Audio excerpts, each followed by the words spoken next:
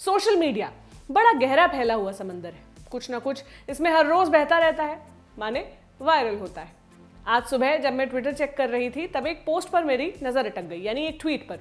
और नज़र ऐसी अटकी कि मैंने फैसला कर लिया कि आज इस टॉपिक पर आपसे बात ज़रूर करूंगी।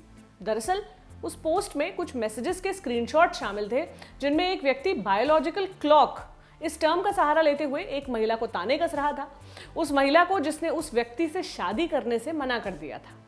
क्या है ये पूरा मामला, और ये बायोलॉजिकल क्लॉक आखिर कौन सी घड़ी है जिसे लेकर यदा कदा हमारी लड़कियों को टॉन्ट किया जाता है? सब पर बात होगी तसल्ली से आज की बड़ी खबर में। नमस्ते, मैं प्रतीक्षा हूं और आप देख रहे हैं the ordinary show. Doctor Deepa Sharma Ayurvedic doctor है, 10 साल से इस प्रोफेशन में है। ट्विटर पर काफी एक्टिव है, करीब 15,500 फॉलोअर्स भी हैं इनके। अभी शादी के लिए लड़का खोज रही हैं, इसी वजह से हाल ही में एक लड़के से उनसे बात हुई शादी को लेकर। लड़के को दीपा पसंद थी, उसने शादी के लिए हाँ बोल दिया। लेकिन जैसा कि ये सामान्य सी बात है कि जरूरी नहीं आप जिसे पसंद करें वो भी आपको पसंद करे, खासकर अरेंज मैरिज वाले सेटअप में। हर किसी की अपनी चॉइस होती है। दीपा को लड़का पसंद नहीं आया, इसलिए उन्होंने शादी के लिए मना कर दिया। ऐसे में उस लड़के ने दीपा को व्हाट्सएप पर मैसेज किया। क्या लिखा? बायोलॉजिकल क्लॉक लगातार चल रही है, tick tock tick tock tick tock. अच्छा हुआ कि हमारी ये बातचीत हो गई, काफी कुछ क्लियर हो गया। इस पर दीपा ने जवाब दिया, देखिए महाशय, आप मेरे से 3 साल बड़े हैं, पहले अपने बारे में सोचिए, मेरी बायोलॉजिकल क्लॉक की फिक्र मत करिए। इस बातचीत का स्क्रीनशॉट दीपा ने खुद ट्विटर पर पोस्ट किया। इसके साथ ही एक और मैसेज का स्क्रीनशॉट उन्होंने डाला। ये मैसेज भी उसी लड़के ने दीपा को भेजा था, सीधे SMS के जरिए। इसमें लड़के ने लिखा, आदमियों पर इसका कोई फर्क नहीं पड़ता, हमारे ऊपर प्रेग्नेंट होने का कोई प्रेशर नहीं होता, आप खुद एक डॉक्टर हैं, आपको ये बात जानना चाहिए। इन दोनों स्क्रीनशॉट्स को लेकर दीपा ने ट्विटर पर लिखा, ये बहुत सारे आदमियों का असली चेहरा है। ये उस आदमी के साथ मेरी बातचीत है जो मुझसे शादी करना चाह रहा था। जब उसने मुझसे क्रूर तरीके से बात की, मैंने लिखा कि मैं आपसे आगे बात नहीं करना चाहती, इसलिए फिर वो मेरी उम्र के बारे में उल्टा सीधा लिखने लगा। बायोलॉजिकल क्लॉक, प्रेगनेंसी प्रेशर, आदमी तो हमेशा जवान रहते हैं। जब मैंने उसे व्हाट्सएप पर ब्लॉक किया तो उसने मुझे टेक्स्ट मैसेज भेजे अपनी मर्दानगी दिखाने के लिए। सोसाइटी पहले औरतों पर किसी भी आदमी से शादी करने का दबाव डालती है, फिर प्रेगनेंसी प्रेशर होता है, लेकिन वो अपने बेटों को इस तरह से बड़ा करते हैं कि वो बड़े होकर ऐसी बातें कर सकें। ऑर्डिनरी टीम ने डॉक्टर दीपा से बात की। वो कहती हैं कि ये सच है कि वो पिछले कुछ साल से शादी के लिए लड़का खोज रही हैं, लेकिन इसका ये मतलब बिल्कुल भी नहीं है कि वो किसी से भी शादी कर ले। दीपा कहती है, मेरे लिए शादी वो रिश्ता है जो कंपैटिबिलिटी से चलता है। मैं उसी व्यक्ति से शादी करना चाहूंगी जिसके साथ मेरी सोच मिले, हम एक दूसरे को समझें। बायोलॉजिकल क्लॉक के प्रेशर में आकर मैं किसी से भी शादी नहीं कर सकती, क्योंकि ये जिंदगी भर का सवाल है। यहाँ मुद्दा ये नहीं है कि मैं जल्दी शादी कर लूँ ताकि सही समय पर प्रेग्नेंट हो जाऊँ और इसमें मुझे कोई दिक्कत ना हो। यहाँ मुद्दा सोसाइटी की सोच का है। हमारे यहाँ शादी का मतलब ही बच्चे को जन्म देना समझा जाता है। कई सारे प्रेशर औरतों के ऊपर होते हैं, पहले शादी का, फिर प्रेगनेंसी का। लेकिन सभी प्रेशर्स की वजह से मैं क्यों किसी से भी शादी कर लूँ? मैंने मना कर दिया तो लड़के के ईगो पर बनाई, उसने मेरी उम्र पर सवाल उठाने शुरू कर दिए। इससे उस आदमी की ही सोच और असली चेहरा सामने आया। दीपा कहती हैं कि वो खुद एक डॉक्टर हैं, इसलिए शरीर के अंदर कब क्या होता है बखूबी समझती हैं। वो कहती हैं कि मेडिकल साइंस ने इतनी प्रोग्रेस कर ली है कि हर दिक्कत का हल है। IVF ट्रीटमेंट्स हैं, एग फ्रीज करने का ऑप्शन है और सरोगेसी का भी ऑप्शन है। इसलिए प्रेगनेंसी को इशू बनाकर लड़कियों के ऊपर प्रेशर नहीं डालना चाहिए। इस पूरे डिस्कशन में हमारे सामने एक टर्म जो कई बार सामने आया है वो है बायोलॉजिकल क्लॉक। केवल दीपा ही नहीं, बहुत सी लड़कियों को इस टिक टिक करती घड़ी का नाम लेकर 30 से पहले शादी और बच्चा करने का सुझाव दिया जाता है। अगर आप महिला हैं तो जाहिर है आपने भी कभी ना कभी अपने बड़े बुजुर्गों या दूसरे किसी व्यक्ति की जुबानी ये सुना होगा कि 25 के पहले शादी कर लो और 30 के पहले बच्चा कर लो, नहीं तो 30 के बाद शरीर साथ नहीं देगा, प्रेग्नेंट होने में दिक्कत आएगी। अगर आप पुरुष हैं तो आपने अपनी बहन या किसी दोस्त के लिए किसी न किसी को ये कहते जरूर सुना होगा। सवाल उठता है कि क्या है ये बायोलॉजिकल क्लॉक और क्या वाकई उम्र बढ़ने के साथ प्रेगनेंसी में दिक्कत होती है? इसका जवाब जानने के लिए हमारे साथी नीरज ने बात की डॉक्टर नैना H पटेल से। ये एक सरोगेसी और इनफर्टिलिटी एक्सपर्ट हैं। सुनिए क्या बताया डॉक्टर नैना ने। बायोलॉजिकल क्लॉक यानी एजिंग, जो एजिंग हम बोलते हैं वो शरीर पे तो दिखता है, पर अंदर के ऑर्गन्स में स्पेशली ओवरीज जो अंडपिंड बोलते हैं फीमेल्स के, उसके अंदर भी एजिंग हो जाता है।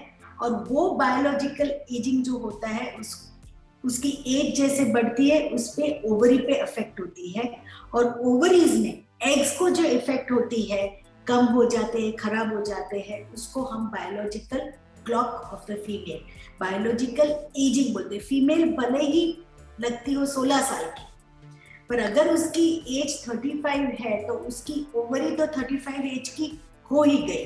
So that is the biological ageing of the female, biological clock. पुरुष जो होता है उसके अंदर जो स्पर्म्स है वो हर 2 महीने नए स्पर्म्स बनते हैं, पर फीमेल्स जो है लड़कियां, उसको जो एग्स है अंडपिंड में वो बाय बर्थ ही ओवम होता है, नए एग्स बनते नहीं है। तो जितनी वो उम्र में बढ़ती है उतनी एग की उम्र बढ़ जाती है, और हमारे शरीर में कोई भी सेल जितना पुराना हो उतने उसमें खराबी आने लगती है। तो नए एग नहीं बनते हैं, इसके वजह से जब लड़की की उम्र बढ़ती है तो उसके एग्स कम भी हो जाते हैं और खराब भी हो जाते हैं। और हम साउथ ईस्ट एशियन और इंडियन फीमेल्स है, उसके एग्स जो वेस्टर्न वर्ल्ड कोकेशियन फॉरेनर्स है उसकी कंपैरिजन में बहुत जल्दी खराब होते हैं। वो लोग हमारे से 6 साल बायोलॉजिकल यंग होते हैं। वहां की लड़की को 40 इयर्स पे जो एग्स होते हैं वो यहाँ हमारे यहाँ 34 पे हो जाते हैं। तो 30 के बाद और 32 के बाद तो गारंटेड एग्स कम होने लगते हैं, क्योंकि by birth millions of eggs अंडपिंड में होते हैं, पर जब ऐसे एग्स बढ़ती है इतने ही खराब हो जाने लगते हैं और पूरी उसकी रिप्रोडक्टिव लाइफ में 500 अंडे ही निकलते हैं, ट्रीटमेंट करो तो ज्यादा। तो वो 30-32 के बाद कम होते हैं और खराब होने लगते हैं, और 34-35 के बाद 60% एग्स फीमेल के एबनॉर्मल हो जाते हैं, क्योंकि ये पुराना अंडा हो गया है। तो वो एबनॉर्मल होने की वजह से उसमें प्रेगनेंसी भी नहीं रुकती, और अगर रुकती है तो मिसकैरेज या मालफॉर्म बच्चे की आवश्यकता नहीं जाती। हमने डॉक्टर नैना से अगला सवाल किया कि क्या फर्टिलिटी घटने की वजह केवल उम्र है या फिर लाइफस्टाइल से फर्क पड़ता है, क्योंकि लाइफस्टाइल से अगर पड़ता है तो पुरुषों की फर्टिलिटी पर भी इसका असर होता होगा। इस पर डॉक्टर ने क्या जवाब दिया वो भी सुन लीजिए। अभी देखो WHO का क्राइटेरिया पहले तो 2010 पहले था कि 60 मिलियन काउंट होना चाहिए, फिर 20, अभी 15 मिलियन पे आ गए। क्यों? क्योंकि अगर हम 60 मिलियन गिने तो 70% आदमियों के स्पर्म्स खराब हो गए। तो स्पर्म्स तो दिन पर दिन कम होते जा रहे हैं, क्वालिटी खराब हो जाती है, उसकी हलन चलन मोटिलिटी बोलते हैं वो खराब हो जाता है।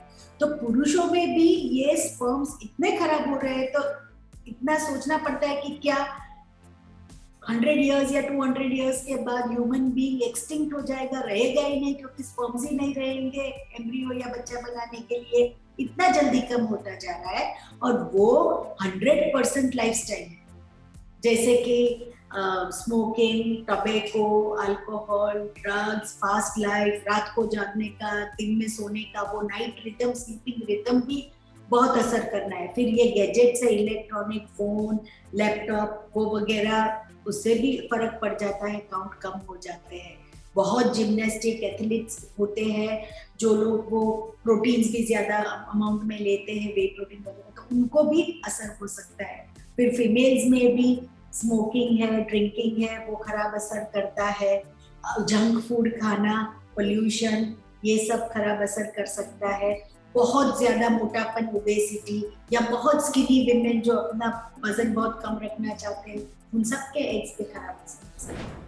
डॉक्टर नैना ने बताया कि हाँ, उम्र बढ़ने के साथ महिलाओं की फर्टिलिटी कम होने लगती है और 30 से 35 साल के बाद दिक्कत थोड़ी ज्यादा होने लगती है। लेकिन आज के टाइम पर औरतें आगे बढ़ रही हैं, पढ़ रही हैं और करियर में कुछ अच्छा करना चाहती हैं। ऐसे में बहुत सारी महिलाएं 30 के पहले सब कुछ हो जाए, ये हर महिला के लिए मुमकिन नहीं है। ऐसे में 30 के बाद भी फर्टिलिटी ठीक रहे, इसके लिए क्या उपाय किए जाएं, उसके बारे में भी डॉक्टर ने हमें जानकारी दी। कुछ ऐसा ट्रीटमेंट तो है नहीं कि अंडे अच्छे बनाए रखें। हाँ, लाइफस्टाइल अच्छी रखो, अपना रेगुलर एक्सरसाइज, खाना पीना, हेल्दी फूड जैसे ग्रीन वेजिटेबल्स है, ड्राई फ्रूट्स है, फ्रूट्स है, वो अच्छे से लो। चर्बी वाला खुराक जो बोलते हैं, हाई कार्बोहाइड्रेट डाइट, वो कम कर दे। अपना लाइफस्टाइल रेगुलर रखें।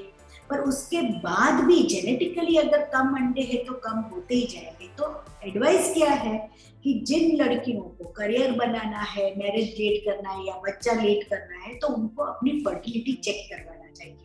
एक तो उसका पीरियड रेगुलर होना चाहिए। बहुत जल्दी पीरियड्स आ जाता है तो वो एक निशानी बनती है। अपनी माँ को जल्दी मासिक बंद हो गया हो, जैसे मेनोपॉज में वो 35 में आ गई हो, तो उसका भी चांसेस है।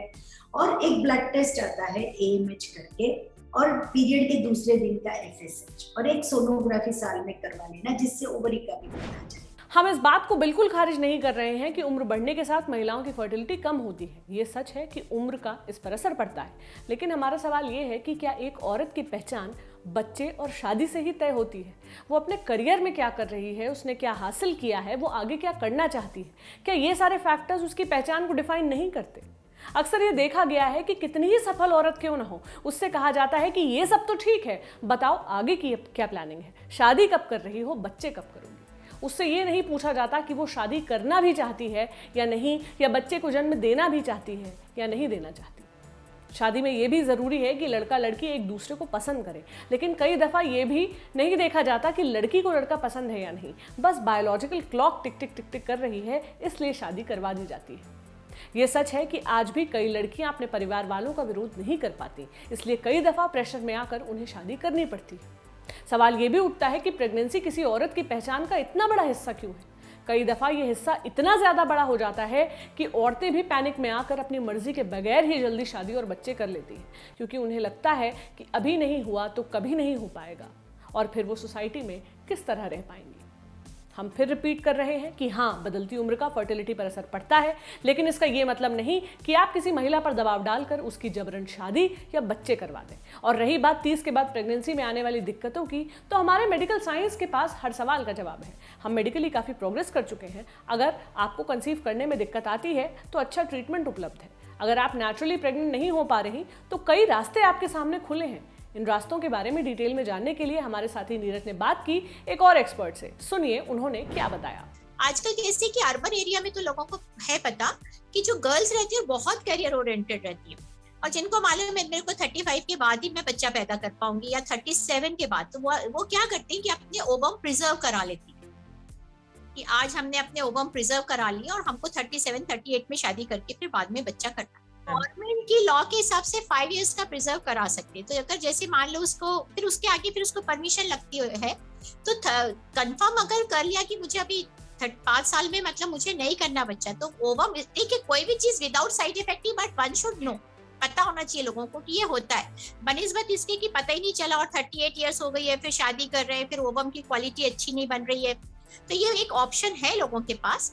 इसमें क्या करते हैं, हाइपर स्टिमुलेशन करते हैं, मतलब इंजेक्शन देके एक अंडा नहीं बताते, ज्यादा अंडे बनाते हैं और उसको प्रिजर्व करके निकाल के प्रिजर्व कर लेते हैं, फ्रीजर में डीप फ्रीजिंग होती है, और फिर जब चाहिए होता है तो देता है। लेकिन उस समय फिर प्रेगनेंसी रुकेगी तो IVF के द्वारा रुकेगी, फिर वो नेचुरल नहीं रहेगी, बट ये एक ऑप्शन है, ये पता होना चाहिए। जिन महिलाओं की ज्यादा उम्र हो गई और वो प्रेग्नेंट नहीं हो पा रही और वो होना चाहती हैं, तो उनके लिए IVF का ऑप्शन है। लेकिन कैसा, उनके खुद के अंडे अगर नहीं बन पा रहे दवाइयों के बाद भी या क्वालिटी अच्छी नहीं है, तो इस केस में डोनर ओवम लिया जाता है, मतलब किसी यंग फीमेल का ओवम लेके और उसको फिर इन विट्रो फर्टिलाइजेशन करके उनके पति के ही वीर्य के बीज लेके और फिर उनको यूट्रस में इम्प्लांट किया जाता है। मतलब एक तरह से जेनेटिकली वो बच्चा मदर का नहीं है, राइट, क्योंकि उसका ओवम लिया ही नहीं गया, लेकिन चूंकि उसकी कोख में पला है तो उसको एक ये संतुष्टि होती है कि 9 महीने इस बच्चे को मैंने अपने खून से पोषित किया है, इसलिए उसको एक अलग अटैचमेंट होता है और एक संतुष्टि मिलती है और एक प्यार की भावना उसमें विकसित होती है।